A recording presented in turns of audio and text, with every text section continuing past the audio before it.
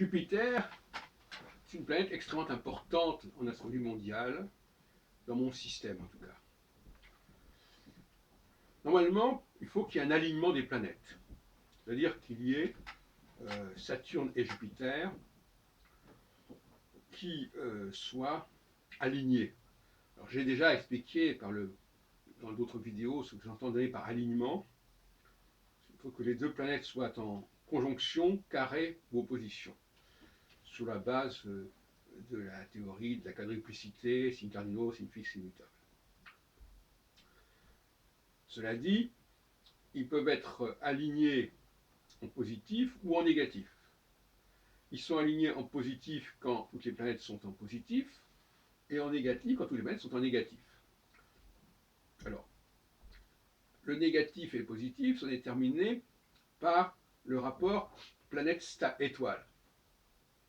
Quand il y a une conjonction planète-étoile, on est dans un cycle négatif, passif. Et quand on a une conjonction, une disjonction plutôt, planète-étoile, c'est-à-dire avec un éloignement entre les deux facteurs, on a en revanche un alignement positif. Alors, je viens de regarder deux événements majeurs qui sont juin 1940 et novembre 1918, qui tous les deux font problème. J'ai écouté récemment sur les ondes. Juin 40 parce que, d'ailleurs je crois que c'est lié à Zemmour, juin 40 parce que c'est la fameuse histoire de l'armistice et de la défaite française, la défaite historique française, et novembre 1918 parce que ça débouche finalement sur une guerre qui ne se termine pas correctement, où la France ne peut pas aller à Berlin et où les choses se sont un peu embrouillées, avec les conséquences considérables qui en découleront par la suite. Et bien dans les deux cas, il y a Jupiter qui est faible, au sens où je l'entends, c'est-à-dire qu'il est en conjonction avec l'une des 4 étoiles fixes royales que sont soit Aldébaran, soit Régulus, soit Fomalhaut, soit Antares. Donc, la faiblesse de Jupiter fait que tout l'édifice organisationnel et fonctionnel de la société est en branle. Alors vous me direz, oui, mais alors l'astrologie, elle n'est pas faite spécialement pour la France. Je suis d'accord avec vous. Mais ce qui est important, c'est justement que paradoxalement, si l'Allemagne n'a pas rencontré de résistance en France, ça la déséquilibre aussi. Parce que ça la met dans des situations qui étaient imprévisibles et imprévues. Les victoires de l'Allemagne ont souvent été imprévues. Et ça a eu des effets considérables puisque l'Allemagne s'est trouvée dans des situations auxquelles elle n'était pas préparée. Donc, que ce soit la faiblesse de l'un ou de l'autre, de toute façon, ça a des effets. Donc, ce n'est pas le problème. Donc, moi, je crois que je dispose là d'un excellent outil politologique avec un alignement Saturne-Jupiter-Mars, de haut en bas. Et si Jupiter, qui est la cheville ouvrière de cette trinité, triade, pour parler comme du Mésil, si Jupiter est aux abonnés absents, si on peut dire, eh bien, ça a des conséquences considérables en termes de dysfonctionnement. Et je viens de dire que le dysfonctionnement des uns génère du dysfonctionnement chez les autres, même quand les uns profitent des autres. Alors là, nous avons une recherche, nous avons là une révolution, quelque part, qui était attendue depuis près d'un siècle par Marc Bloch et la Nouvelle Histoire, c'est-à-dire la recherche pour l'histoire, de pouvoir s'asseoir, s'étayer sur une cyclologie, sur une discipline rigoureuse, sans laquelle on peut dire n'importe quoi. Et effectivement, expliquer laborieusement ce qui s'est passé à telle et telle époque sans cet outil, c'est du temps perdu, c'est peine perdue. Et c'est laborieux, effectivement. Bon.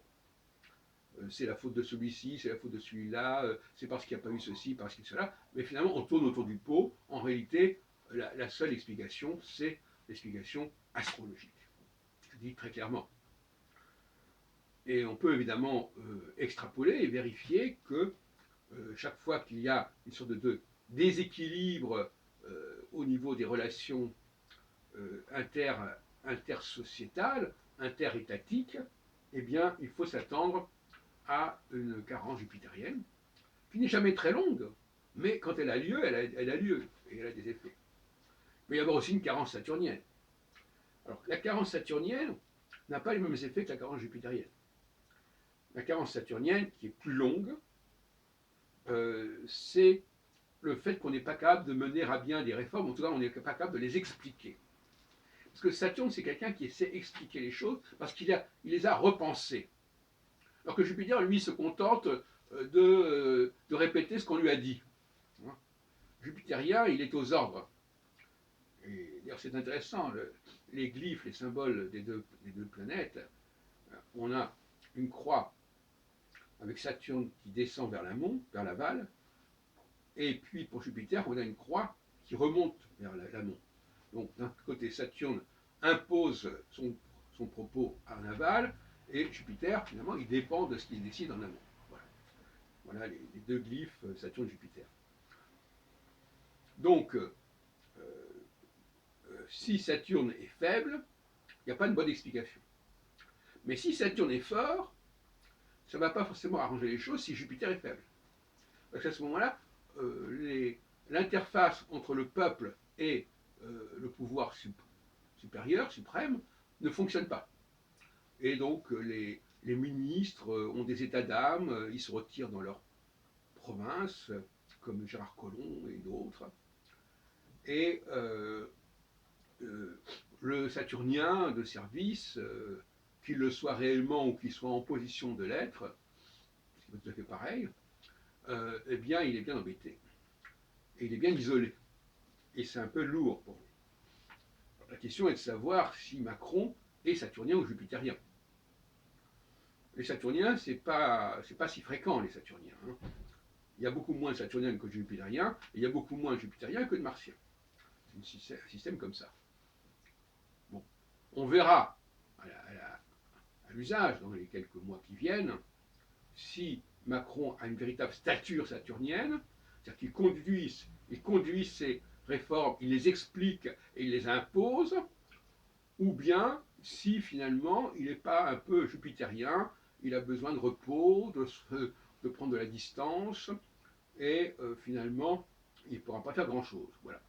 C'est la grande question, parce que finalement, il y a le système astrologique, et puis il faut voir aussi qui est qui, quels sont les acteurs, qui sont les opérateurs des différents facteurs planétaires, et notamment qui sont les acteurs saturniens et quels sont les acteurs jupitériens.